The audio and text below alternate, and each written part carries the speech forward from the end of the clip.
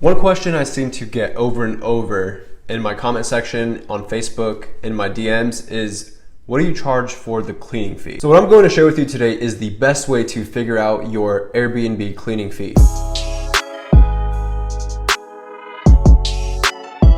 What is going on YouTube? My name is Robert. I'm a rental arbitrage host from Springfield, Missouri, and in this video I'm going to give you the best free tool and the best free method of finding out what you should price your Airbnb cleaning fee. This is a huge issue because a lot of people seem to think that the Airbnb cleaning fee is like deceptive. So to avoid all this confusion, there's certain ways that you can go about this process to actually make it seem like your fee is not even there, but when in reality it is. And I'm gonna go through all of this, but before we do that, we have to understand what the Airbnb cleaning fee is. To fully understand what an Airbnb cleaning fee is, you have to smash that like button. All right guys, before I get into the video, I'm just gonna mention something really fast. I put together a course from a bunch of questions that I've gotten in my DMs. I've gotten questions on Facebook and in my comment section. So I've collectively put together answers to all these questions in a format to where it's easy to understand.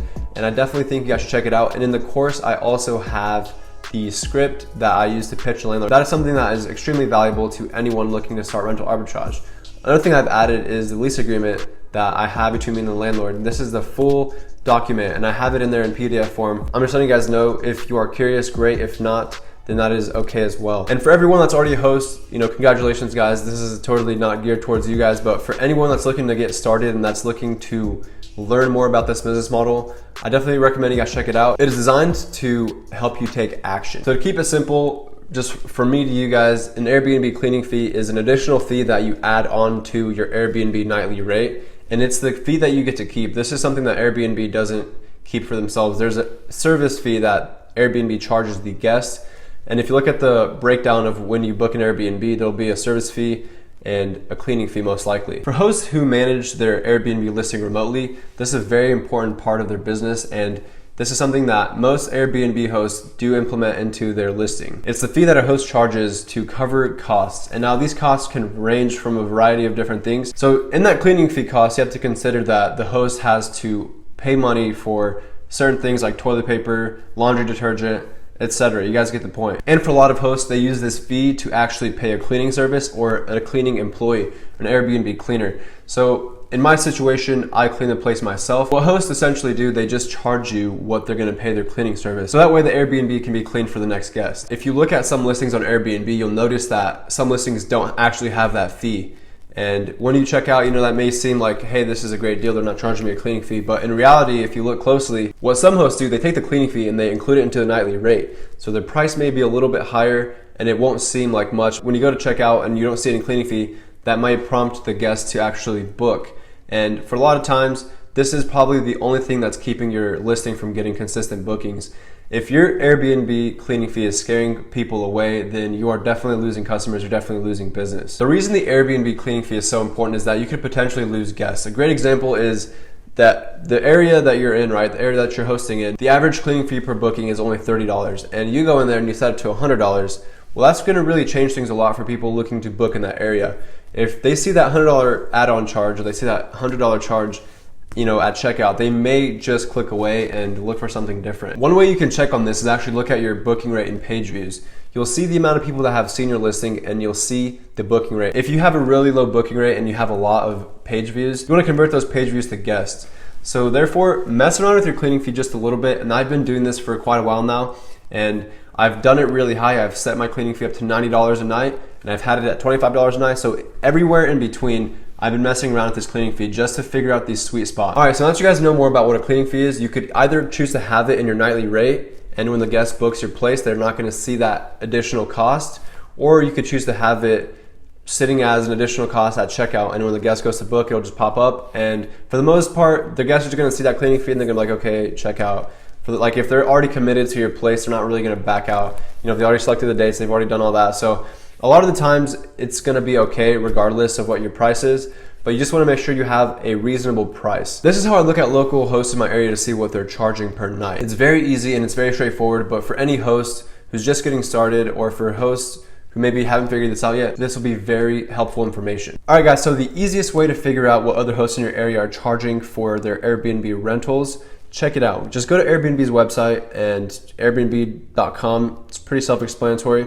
and you're gonna wanna search the location where you're actually hosting. So this is easy to do, guys. Just find out where exactly it is that you wanna host, or where it is that you're hosting currently, and obviously search the city. So right now I'm in Springfield, Missouri, and I'm gonna just check a few dates. So the reason I'm gonna check these dates, right, I'm just gonna just select random dates. And there's a very important reason to do that, because if you don't do this, you're not going to be able to see the cleaning fee. If you pre-select the dates, you'll be able to see the cleaning fee, and it's really fast and really effective. So I'm going to just go ahead and add 4 guests, because that's the amount of guests that I can currently sleep in my property. I have a full-size bed and 2 twin-size beds.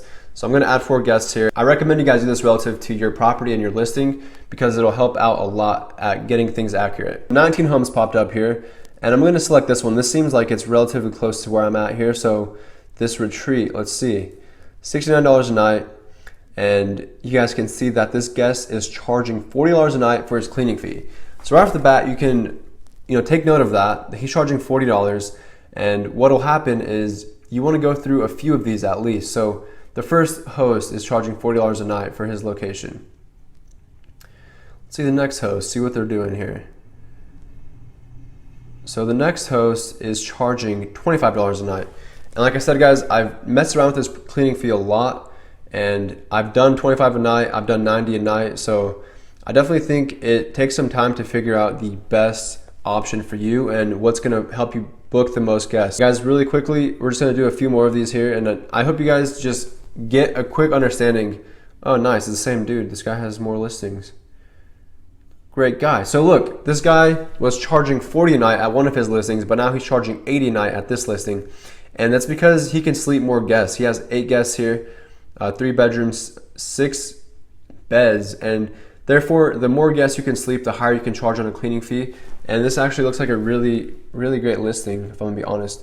So we're gonna keep moving, and just a few more, and it may take some time messing with it just to see what exactly it comes down to. So we've seen cleaning fees bounce around from $25 all the way to $75. This property right here is really similar to my listing. I have 2 bedrooms, it sleeps 4 people, and his cleaning fee is actually non-existent. So what this guy did, I think he actually included his cleaning fee in the price like I was mentioning earlier. Guys, this is by far the easiest way to figure it out, and I definitely recommend you guys just look into this a little bit more. It takes literally 5 minutes of your time to actually get in here and see what other hosts are charging. So it definitely looks like the average is around $50, and I think you guys will find this very helpful. What I pretty much collected from just breezing through these is that the average nightly rate looks to be around $50. Obviously you had the high end of like $80 a night, then you had the low end of $25. You don't want to have it 25. Let's say you have to pay a cleaning service. What do you do with a $25 cleaning fee? We had the cleaning fee at 90 bucks.